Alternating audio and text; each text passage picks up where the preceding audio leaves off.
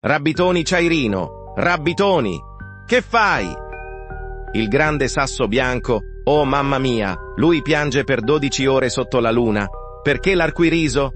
No, non più lacrime d'oro, solo patate volanti dal cielo, senza amore, senza speranza. Che tragedia!